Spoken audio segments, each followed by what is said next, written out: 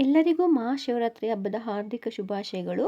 ಇವತ್ತಿನ ರೆಸಿಪಿ ರವೆ ಉಂಡೆ. ಬೇಕಾಗಿರುವ ಇಂಗ್ರೀಡಿಯೆಂಟ್ಸ್ ನೋಡೋಣ. ನಾನಿಲ್ಲಿ 1 ಕಪ್ ಆಗೋಷ್ಟು ರವೆ ತಗೊಂಡಿದ್ದೀನಿ.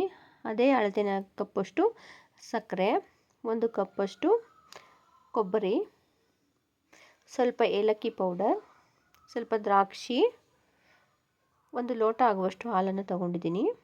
ಇವಾಗ ಹೇಗೆ ಮಾಡೋದು ಅಂತ ನೋಡೋಣ. ಸ್ಟವ್ ಮೇಲೆ ಒಂದು ಬಾಣಲೆನ ಇಟ್ಟು ಅದಕ್ಕೆ ಒಂದು 5-6 ಸ್ಪೂನಷ್ಟು ತುಪ್ಪನ ಹಾಕ್ಕೊಳ್ಳೋಣ. ಅದಕ್ಕೆ ನಾನಿಲ್ಲಿ ದ್ರಾಕ್ಷಿ ತೊಗೊಂಡಿದ್ದೀನಿ. ನೀವು ಬೇಕಾದ್ರೆ ಗೋಡಂಬಿ, ಬಾದಾಮಿ ಯೂಸ್ ಮಾಡ್ಕೋಬೋದು. ಈಗ ದ್ರಾಕ್ಷಿನ ಚೆನ್ನಾಗಿ ದಪ್ಪ ಆಗೋವರೆಗೂ ಫ್ರೈ ಮಾಡಿಕೊಂಡು ಎತ್ತಿಟ್ಕೊಳ್ಳೋಣ. ಮತ್ತು ಅದೇ ಬಾಣಲೆಗೆ ನಾವು ತೊಗೊಂಡಿದ್ವಲ್ಲ ರವೆ, ಅದನ್ನು ಹಾಕ್ಕೊಂಬಿಟ್ಟು ಚೆನ್ನಾಗಿ ಫ್ರೈ ಮಾಡ್ಕೋಬೇಕು. ನಾನಿಲ್ಲಿ ಬಾಂಬೆ ರವೆನ ಯೂಸ್ ಮಾಡ್ಕೊಂಡಿದ್ದೀನಿ. ಸ್ವಲ್ಪ ಕೆಂಪಗಾಗೋವರೆಗೂ ಫ್ರೈ ಮಾಡ್ಕೊಳ್ಳಿ. ಹಸಿ ವಾಸನೆ ಹೋಗಬೇಕು ರವೆದು, ಅಲ್ಲಿವರೆಗೂ ಫ್ರೈ ಮಾಡ್ಕೋಬೇಕು. ನೋಡಿ ಈ ರೀತಿ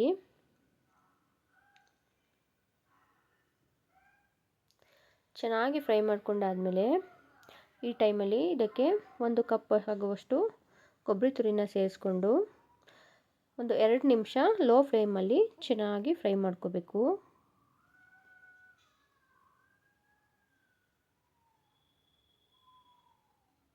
ಮತ್ತು ನಾವು ಪೌಡ್ರ್ ಮಾಡಿ ಇಟ್ಕೊಂಡಿದ್ವಲ್ಲ ಸಕ್ಕರೆ, ಅದನ್ನು ಸೇರಿಸ್ಕೊಂಬಿಟ್ಟು ಒಂದು 5 ನಿಮಿಷ ಚೆನ್ನಾಗಿ ಫ್ರೈ ಮಾಡ್ಕೋಬೇಕು.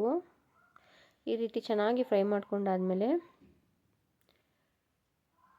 ಸ್ವಲ್ಪ ಏಲಕ್ಕಿ ಪೌಡ್ರನ್ನ ಸೇರಿಸ್ಕೋಬೇಕು.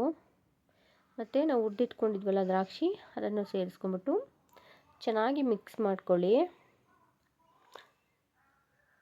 ಎಲ್ಲ ಚೆನ್ನಾಗಿ ಒಂದುಗೂಡಬೇಕು, ಅಲ್ಲಿವರೆಗೂ ಮಿಕ್ಸ್ ಮಾಡ್ಕೊಂಡು ಸ್ವಲ್ಪನೇ ಹಾಲನ್ನು ಹಾಕ್ಕೊಂಡು ಮಿಕ್ಸ್ ಮಾಡ್ಕೊಳ್ಳಿ. ಒಂದೇ ಸಲ ಹಾಲು ಹಾಕ್ಕೊಳ್ಳೋಕೆ ಹೋಗಬೇಡಿ, ಏಕೆಂದರೆ ತೆಳ್ಳಗಾದರೆ ರವೆ ಉಂಡೆ ಚೆನ್ನಾಗಿರಲ್ಲ.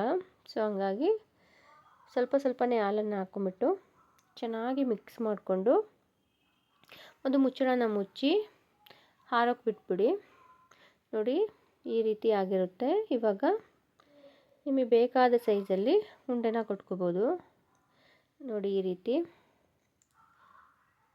ನಿಮ್ಗೆ ಯಾವ ಸೈಜಲ್ಲಿ ಬೇಕೋ ಆ ಸೈಜಲ್ಲಿ ಉಂಡೆನ ಕಟ್ಕೊಂಡ್ರೆ ರವೆ ಉಂಡೆ ರೆಡಿ ಆಗುತ್ತೆ. ನೀವು ಈ ಶಿವರಾತ್ರಿ ಹಬ್ಬಕ್ಕೆ ಈ ರವೆ ಉಂಡೆನ ಮಾಡಿಕೊಂಡು ದೇವರ ನೈವೇದ್ಯಕ್ಕೆ ಇಡಿ.